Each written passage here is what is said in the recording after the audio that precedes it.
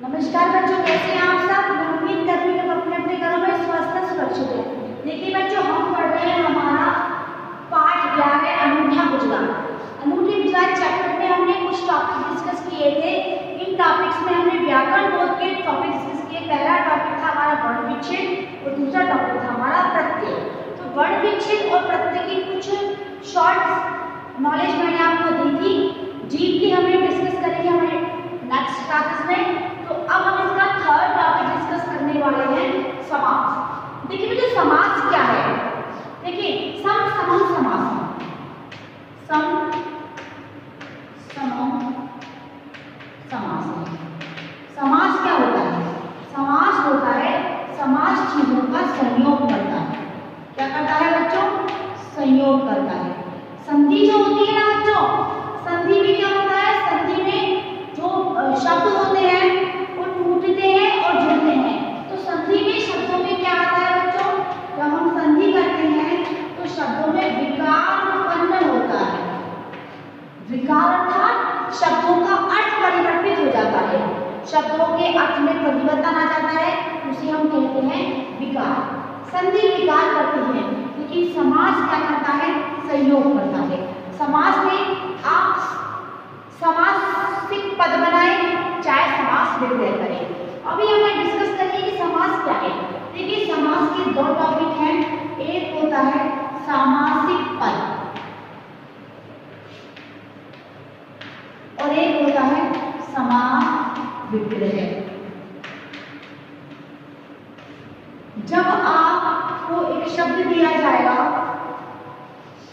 और आपसे कहा जाएगा कि इसको तोड़कर लिखना है, खोलकर लिखिए, तो उसे कहते हैं हम समास विग्रह।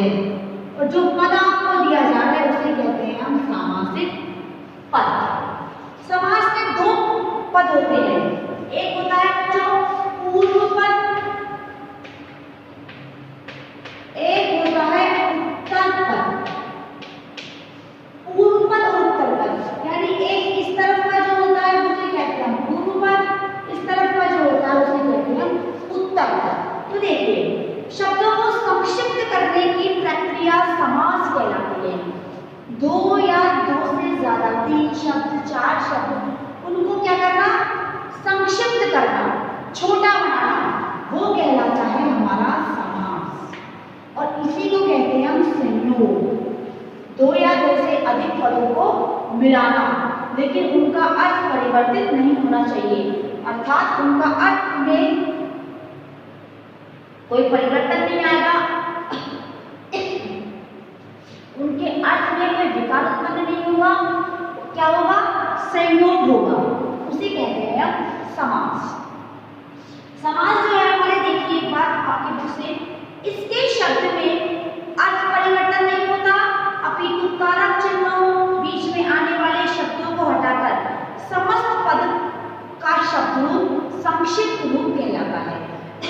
मैंने बताया कि 2 या 2 से अधिक शब्द होंगे, उनको हम पास में लेकर आएंगे और उनके बीच के जो चिन्ह हैं, जो विभक्तियां हैं, उन सबको हटा देंगे और एक शब्द के लिए 2 या 2 से अधिक शब्दों के लिए उसे कहते हैं हम समास।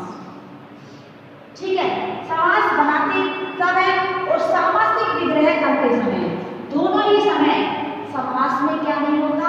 अर्थ परिवर्तन नहीं होता, वही अर्थ रहेगा समास के समय भी, यानी सामासिक पद के समय भी, और समास विग्रह के समय भी वही अर्थ रहता है। देखिए, वैसे समास कितने प्रकार के होते हैं? समास होते हैं बच्चों 6 प्रकार के।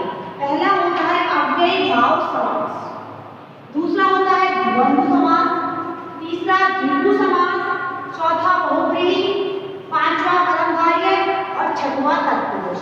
वैसे जो हम ग्रामेटिकल पोर्शन की बात करें बेटा, तो तत्पुरुष समास जो समास है, ये द्विगु समास और ये कर्मधारय समास, ये दोनों इस तत्पुरुष के ही भाग होते हैं। द्विगु समास और कर्मधारय समास दोनों ही क्या होते हैं? तत्पुरुष के भाग होते हैं। लेकिन अभी हम इनको जितने के 6 प्रकार हैं, हम 6 से पढ़ते हैं। तो देखिए, पहला होता है अव्ययी भाव समास। अव्ययी भाव समास में क्या होता है?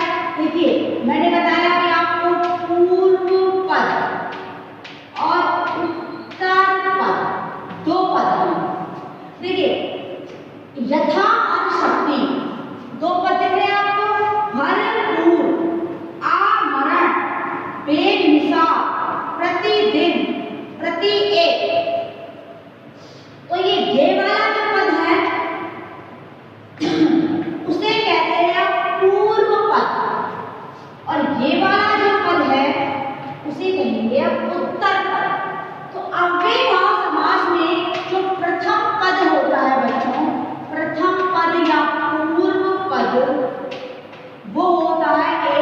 अव्यय। मैंने बताया अव्यय अर्थात उपसर्ग, इसमें किसी प्रकार का कोई भी परिवर्तन नहीं होता, वो भी क्या होता है अव्यय। अव्यय क्या है? अव्यय कहाँ होते हैं?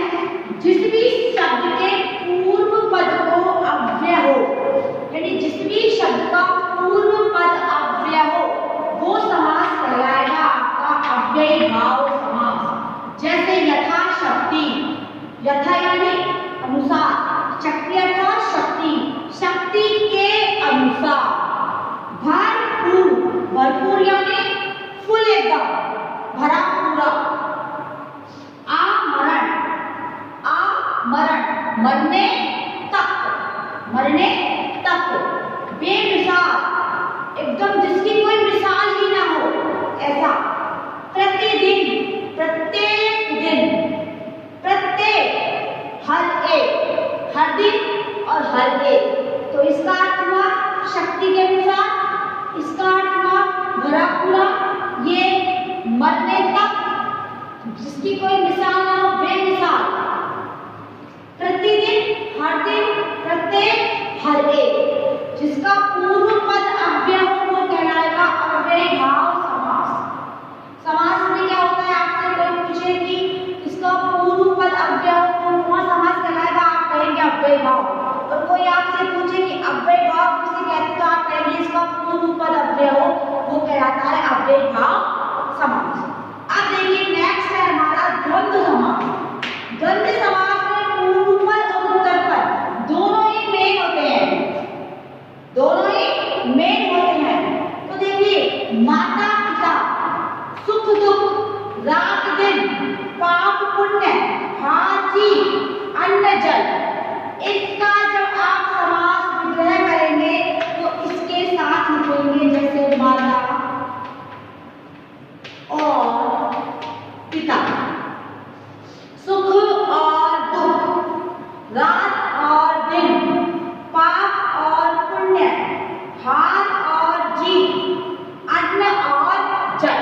अर्थात इसमें हम और लगाएंगे और जब इसका समासिक पद बनाएंगे, जब इस और को हटाकर इसकी जगह ये युग्म चिन्ह या योजक चिन्ह जो भी आप कहते हैं वो लगाएंगे। क्लियर? यानी द्वंद्व समास के दोनों पद प्रधान होते हैं। अव्यय भाव समास का पूर्व पद अव्यय होता है, ये दो पद पता चलिए आपको। अव्यय भाव समास का पूर्व पद अव्यय होगा, द्वंद्व समास के दोनों पद प्रधान होंगे। दोनों के बीच में जब हम समासिक पद बनाएंगे तो ये युग्म चिन्ह लगाएंगे, युग्म चिन्ह लगाएंगे और जब इसका समास विग्रह करेंगे तो बीच में इस चिन्ह की जगह लगाएंगे और माता और पिता। क्लियर? अब देखिए द्विगु समास। जैसे कि मैंने यहाँ पर तत्पुरुष का ही भेद है तो इसका पूर्व पद गौण होता है। गौण अर्थात जिसके आधार पर इसका अर्थ नहीं निकलता। और उत्तर पद क्या होता है बच्चों? प्रधान। इसका उत्तर पद देखिए पंजाब। एक और द्विगु समास में एक बात और, द्विगु समास में एक पद होता है संख्या और दूसरा पद होता है संज्ञा। यानी एक होगा नंबर और एक होगा नाउन। एक आपको नंबर मिलेगा, एक आपको नाउन मिलेगा। यानी एक होगी संख्या और एक होगी संज्ञा। संज्ञा और संख्या जिस समास में आपको मिले वो समास होता है हमारा द्विगु समास। और दूसरी बात, इसके अलावा इसका पूर्व पद गौण होता है, उत्तर पद प्रधान होता है। इसमें हम क्या लिखते हैं? समाहार या समूह। पंजाब, पंज यानी पांच और आग यानी पानी या नदियां, तो पांच नदियों का समूह। नंबर और लाइन क्या हुआ? पंजाब। जहाँ पांच नदियों का समूह वो होता है हमारा पंजाब। आपसे कोई पूछे कि राजस्थान में जो पांच नदियों का समूह है वो कहाँ है तो आप कहेंगे सांचो। सांचो एक जगह है जहाँ पर पांच नदियां मिलती है। राजस्थान का पंजाब कहते हैं उस स्थान को। राजस्थान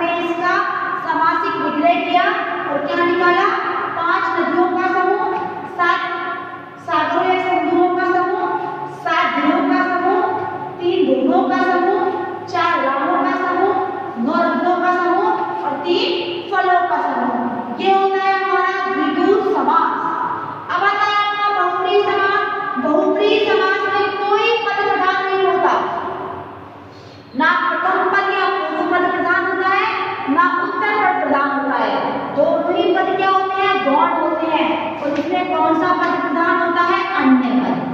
अन्य पद अर्थात जो किसी दूसरे पद की प्रधानता को श्रेष्ठता सिद्ध करता हो, जो किसी दूसरे पद को बताता हो, वो होता है हमारा बहुव्रीहि समास।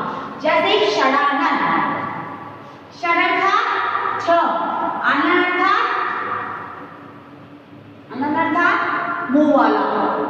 जैसे हम कहते हैं दशानन, 10 मुंह वाला। षडानन 6 मुंह है जिसके। बहुव्रीहि समास में जिसका, जिसके और जिसकी का इस्तेमाल किया जाता है जब इसका समास विग्रह करते हैं तब। जिसका, जिसके और जिसकी। गजानन, गज जैसे मुख वाला या गज के समान मुख है जिसका। त्रिलोचन, 3 आंखें हैं जिसकी। त्रिलोचन अर्थात शिव, त्रिलोचन अर्थात शिव। गजानन अर्थात गणेश। मेघनाद, मेघ अर्थात बादलों में जैसी। गाद अर्थात आवाज, जिसकी आवाज कैसी हो? बादलों के जैसी। जिसका, जिसके, जिसकी, वो क्या हुआ हमारा? मेघनाद। विषधर, विष को धारण करने वाला या विष धारण करता है जो। और चतुरानन, 4 मुंह है जिसके। तो देखिए षडानन, दशानन, गजानन, चतुरानन, विषधर, मेघनाद और त्रिलोचन। इस समास में दोनों ही पद क्या थे? गौण थे। पूर्व पद भी गौण था, उत्तर पद भी गौण था।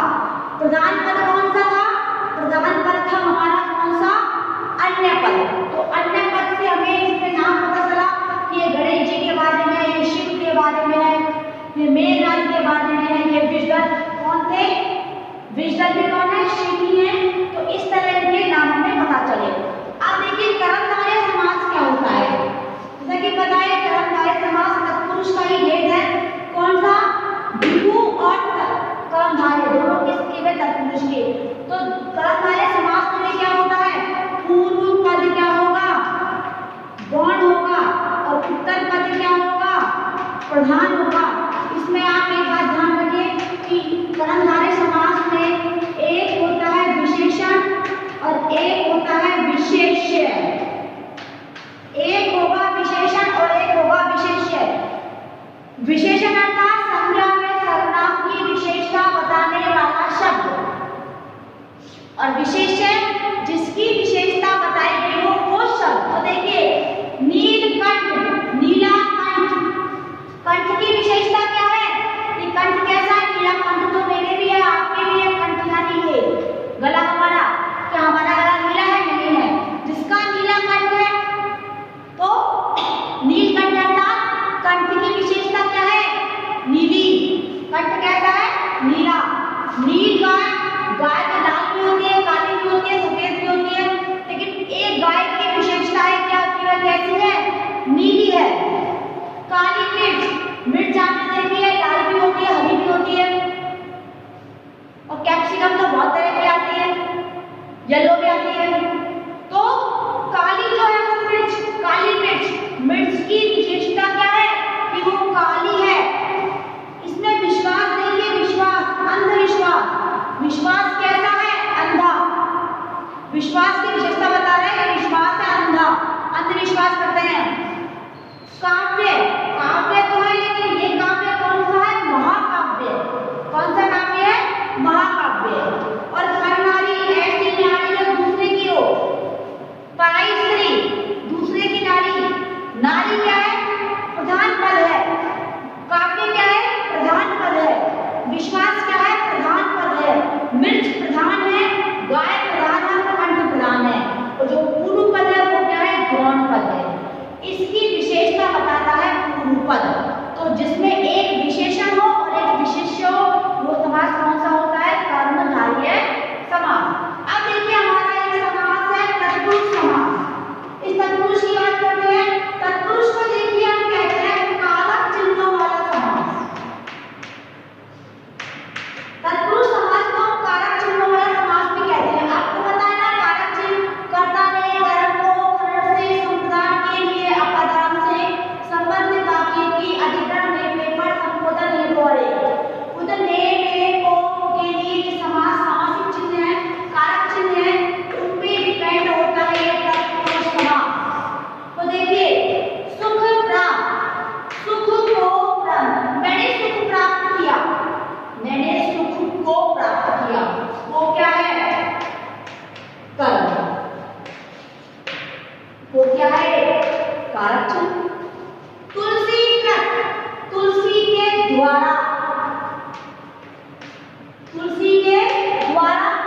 लिखी गई, तुलसी द्वारा लिखी गई, ये क्या है आपका करण। जैसे आ जाए माल होगा, माल का होगा या माल के लिए होगा, संप्रदान के लिए, ये के लिए क्या है, ये को क्या है, ये द्वारा क्या है, कारक चिन्ह। कार्य मुक्त, कार्य से मुक्त से क्या है आपका कारक चिन्ह। घुड़दौड़, घोड़ों की दौड़, की क्या है संबंध का केटी। और दानवीर यानी जो दान में वीर हो, जो दान में वीर हो वो होता है दानवीर। तो इसमें कौन सी चिन्हों का प्रयोग होता है, कारक चिन्हों का। किसका प्रयोग होता है, कारक चिन्हों का। तो एक बार वापस रिपीट करवा लो, देख लीजिए। अव्ययभाव समास में पूर्व पद अव्यय होता है, द्वंद्व समास में दोनों पद प्रधान होते हैं, द्विगु समास में पूर्व पद गौण होता है, उत्तर पद प्रधान होता है, एक नंबर होता है, नाउन होता है। बहुब्रीहि समास में कोई पद प्रधान नहीं होता, किसी अन्य पद की प्रधानता दिखाते हैं।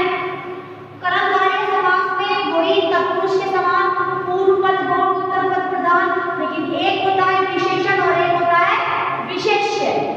जिस समास में विशेषण और विशेष्य हो वो कर्मधारय समास, जिस समास में दोनों पद प्रधान हो वो द्वंद्व समास, जिस समास में एक संख्या और एक संज्ञा हो और पूर्व पद प्रधान नहीं हो वो द्विगु समास, जिस समास में कोई पद प्रधान नहीं हो बहुब्रीहि समास, जिस समास का प्रथम पद अव्यय हो वो अव्ययभाव समास, और जिस समास में कारक चिन्हों का प्रयोग किया जाता है और प्रधान तो वही होता है, पूर्व पद प्रधान नहीं होता, गौण होता है और उत्तर पद प्रधान होता है, और जिस समास में कारक चिन्हों का प्रयोग किया जाता है वो होता है आपका तत्पुरुष समास। तो देखिए तत्पुरुष समास जो है वो आपका द्विगु और कर्मधारय है, दोनों को लेकर चलता है और दोनों में आपको बहुत इजी है याद करना। तत्पुरुष कर्मधारय द्विगु तीनों में क्या मेल होता है, उत्तर पद।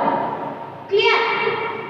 तत्पुरुष में कारक चिन्ह प्रयोग होते हैं, कर्मधारय विशेषण विशेष्य होते हैं और द्विगु में संख्या और संज्ञा होती है। ये तीनों एक साथ क्लियर हो गए। बहुब्रीहि में कोई पद प्रधान नहीं होता, अन्य पद की प्रधानता दिखाते हैं। द्वंद्व समास में दोनों पद प्रधान होते हैं, योजक चिन्हों का प्रयोग करते हैं और का भी प्रयोग करते हैं। अव्ययभाव समास में आपका पूर्व जो पद होता है वो अव्यय होता है, अर्थात उपसर्ग होता है। तो जिस समास में अव्यय हो वो अव्ययभाव समास, जिस समास में संख्या हो वो द्विगु समास, जिस समास में दोनों पद प्रधान हो वो द्वंद्व समास, जिस समास में क्या हो एक विशेषण और एक विशेष्य वो कर्मधारय समास, जिस समास में कारक चिन्ह का प्रयोग किया जाए वो तत्पुरुष समास। अब देखिए आपकी बुक के कुछ है टॉपिक्स वो देख लेते हैं एक बार। देखिए निम्नलिखित समस्त पदों का विग्रह करते हुए समास का नाम लिखना है आपको। तो राजपुत्र, राजपुत्र अर्थात राजा का पुत्र, राजा का पुत्र। का देखिए क्या है, का के लिए संबंध तत्पुरुष समास होता हुआ तत्पुरुष समास, राजा का पुत्र तत्पुरुष समास। दूसरा गंगा जल, तो क्या लिखेंगे, गंगा का जल समास नहीं कहा गया है तो तत्पुरुष समास। क्लियर। बेअसर, बेअसर का बिना असर का, बिना अर्थात अव्ययभाव समास। बिना अर्थात देखो लिखा हुआ है बेमिसाल और बेअसर, बात कही हुई। दानवीर, दान में वीर, दानवीर दान में वीर तत्पुरुष समास। यथोचित, यथाउचित,